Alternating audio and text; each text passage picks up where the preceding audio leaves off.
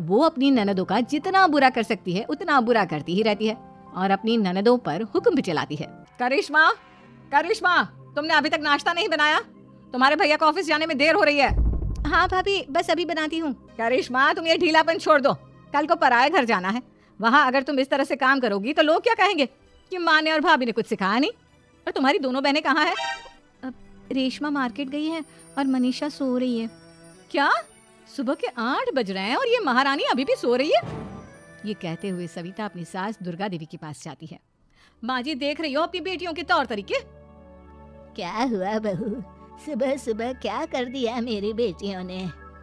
अरे एक तो अभी अभी उठकर किचन में गई है, दूसरी सुबह सुबह बाहर चली गई और तीसरी अभी तक सो रही है। क्या करूं मैं इन तीनों का, मैं तो परेशान हो गई हूँ। जा जाकर उठा उसे और रेशमा से मैं बात करती हूँ। सविता सीधा मनीषा के कमरे में जाती है और उसे कहती है, महारानी जल्दी उठो, सूरज सर पर आ गया है। भाभी थोड़ी देर और सोने दो ना, मैं रात को लेट सोई थी। वो क्या ना यूनिट टेस्ट चल रहे हैं। शराफत से उठती है या नहीं, या फिर पानी की भरी बाल्टी डालूं तेरे ऊपर? नहीं नहीं भाभी, मुझे बिस्तर में नहीं लाना, उठती हूँ मैं। मनीषा जल्दी से उठकर बाथरूम में चली जाती है। सभी आराम से बैठकर नाश्ता कर रहे होते कि तभी रेशमा बाजार से हाथ में सामान लिए आ जाती है। रेशमा को देखते ही सविता उस पर बरस पड़ती है। लो, आ गई महारानी। ऐसा भी क्या सामान लाना था जो सुबह आंख मलते ही बाजार की तरफ रवाना हो गई? भाभी, कल आप ही तो चीख रही थी कि घर का सारा सामान मुझे ही लाना पड़ता है, घर में किसी को भी किसी काम से कोई लेना देना नहीं है। अब मैं बाजार जाकर सामान ले आई तो आपको इस बात से भी तकलीफ हो रही है? देख रही हो माँ जी, अपनी बेटी की जुबान कैंची से भी तेज चलती है। और मयंक, आप तो कुछ कहेंगे नहीं अपनी लाडली बहन को।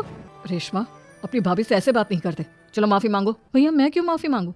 आप भाभी से बोलिए ना कि हम पर कम हुक्म चलाया करे।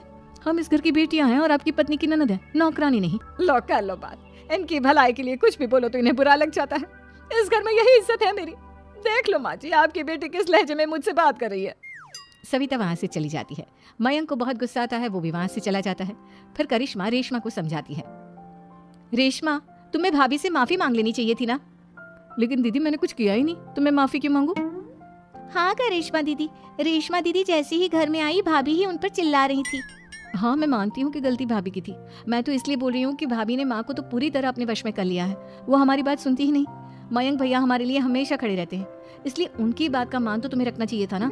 कोई फायदा नहीं दीदी, कुछ दिनों की बात और है, भाभी उन्हें भी हमारे खिलाफ भड़का देंगे। फिर वो भी माँ की तरह हमारी किसी बात का विश्वास नहीं करेंगे। इसी तरह सविता अपनी तीनों ननदों को किसी न किसी बात पर परेशान करती रहती थी। एक दिन मयंक अपनी तीनों बहनों के लिए गिफ्ट लाया। करिश्मा, ये तुम्हारे लिए हार का सेट। रेशमा, तुम्हारे लिए सुंदर सी ड्रेस। और मनीषा, तुम्हें किताबें पसंद है ना, तुम्हारे लिए किताबें लाया हूँ। थैंक यू भैया। थैंक यू भैया। थैंक यू भैया। करिश्मा, तुम्हारा नेकलेस कितना सुंदर है, ये भैया कहाँ से ले आए होंगे? मैंने भैया को 3 दिन पहले फोन पर ये डिजाइन दिखाया था और आज भैया ये ले आए। सविता तो अपनी ननदों के गिफ्ट्स देखकर जल गई और करिश्मा का नेकलेस तो उसे भी बहुत पसंद आया था। अपनी बहनों के लिए कितना अच्छा नेकलेस लेकर आए हैं, मुझे कभी कोई गिफ्ट नहीं दिया। मैं आज ही ये हार चुरा लूंगी। रात में सविता करिश्मा का हार चुरा लेती है और इसी तरह उसे अपनी ननदों की जो भी चीज अच्छी लगती वो उसे मांगती नहीं, बल्कि रात के अंधेरे में चुरा लेती। इसी तरह दिन बीतते गए और सविता ने मयंक के दिल में भी उसकी बहनों के लिए नफरत पैदा कर दी। एक दिन मयंक ने करिश्मा और रेशमा के लिए रिश्ता देखा और ये बात उसने घर में सबको बताई। माँ, करिश्मा और रेशमा के लिए बहुत अच्छा रिश्ता आया है, वो लोग कल इन्हें देखने आ रहे हैं। आप और सविता मिलकर सारी तैयारी कर लेना। ये सुनकर करिश्मा और रेशमा खुश हो जाती हैं, लेकिन सविता सोचती है, अगर इन दोनों बहनों की शादी हो गई तो घर और बाहर का काम कौन करेगा? मनीषा तो 1 नंबर की कामचोर है, उससे तो किसी बात की उम्मीद लगाना ही बेकार है। मुझे इस शादी को रोकना होगा। अगले दिन सभी लड़के वालों के स्वागत की तैयारी करने में लगे होते हैं। तभी मयंक अपनी बहनों से आकर कहता है, तैयार हो गई तुम दोनों? देखो, दोनों लड़के बहुत अच्छे हैं, मैं कोई कसर नहीं छोड़ना चाहता, इसलिए तुम उनके सामने अच्छे से बिहेव करना और अपनी भाभी से लड़ने मत लग जाना। करिश्मा, तुम वो नेकलेस पहन लो ना जो मैं तुम्हारे लिए लाया था। भैया, मैं बहुत देर से वो नेकलेस ढूंढ रही हूँ, लेकिन मुझे मिल ही नहीं रहा। क्या तुमने नेकलेस खो दिया? तुम्हें पता भी है वो कितना महंगा था, तुम कोई काम ढंग से नहीं कर सकती।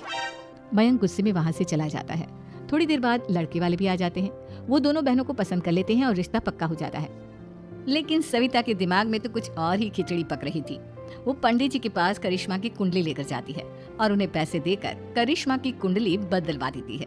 जब लड़के वालों के पास करिश्मा की कुंडली जाती है तो वो दुर्गा को फोन करते हैं। बहन जी, हमने करिश्मा की कुंडली अपने पंडित जी को दिखाई थी, आपकी बेटी की कुंडली नहीं बल्कि दोषों का पिटारा है। देखिए, मैं और मेरे पति इन सब बातों में बहुत विश्वास करते हैं, इसलिए हम आपकी बेटी से अपने बेटे की शादी नहीं करा सकते। इस तरह करिश्मा का रिश्ता टूट जाता है और सभी घर वालों को बहुत दुख होता है। अब कविता सोचती है, चलो करिश्मा का तो रिश्ता टूट गया, अब रेशमा का भी रिश्ता तोड़ना है। क्या करूं क्या करूं? अब सविता आवाज बदलकर किसी अननोन नंबर से रेशमा के होने वाले ससुराल में फोन करती है। हेलो, मैं कौन हूँ कौन नहीं ये आपके लिए जानना जरूरी नहीं, बस इतना सुन लो कि रेशमा का 2 साल से किसी के साथ अफेयर चल रहा है। बस रेशमा का रिश्ता तोड़वाने के लिए सविता का इतना कहना काफी था। अब रेशमा का भी रिश्ता टूट गया। मयंक और दुर्गा देवी ने रेशमा को खूब खरी खोटी सुनाई और उससे बार बार उस लड़के के बारे में पूछने लगी। आप दोनों मुझे क्यों परेशान कर रहे हो? अरे कोई लड़का होगा मेरी लाइफ में तो मैं बताऊंगी ना, जब कोई है ही नहीं तो कहाँ से लाऊं मैं कोई लड़का? तो तेरे होने वाले ससुराल वालों को फोन किसने किया था? माँ मैं नहीं जानती किसने फोन किया था, मैं सच कह रही हूँ। मैं तो पहले ही कह रही थी इसकी लगाम खींच कर रखो, लेकिन मेरी सुनता ही कौन है? आप चुप रहिए भाभी, ये सब आपका ही किया धरा है। अब तीनों बहनों को विश्वास हो जाता है कि ये सब उनकी भाभी ही कर रही है। तीनों बहनें अपनी भाभी को सबक सिखाने के लिए एक वकील कर लेती है और घर में हिस्सा मांगना। देखो भैया, माँ बाप की जायदाद में जितना बेटों का हक होता है उतना ही बेटियों का, इसलिए इस घर के 4 हिस्से होंगे और हमें अपना हिस्सा चाहिए। मैंने तुम्हारे लिए क्या क्या नहीं किया और तुम इस घर में हिस्सा मांग रही हो? भैया, आप और माँ हम बहनों की कोई बात नहीं सुनते हो और भाभी हमारी शादी नहीं होने देगी क्योंकि उन्हें लगता है कि आप हमारी शादी में ज्यादा पैसा लगाओगे और उन्हें हम जैसी फ्री की नौकरानी कहाँ मिलेगी।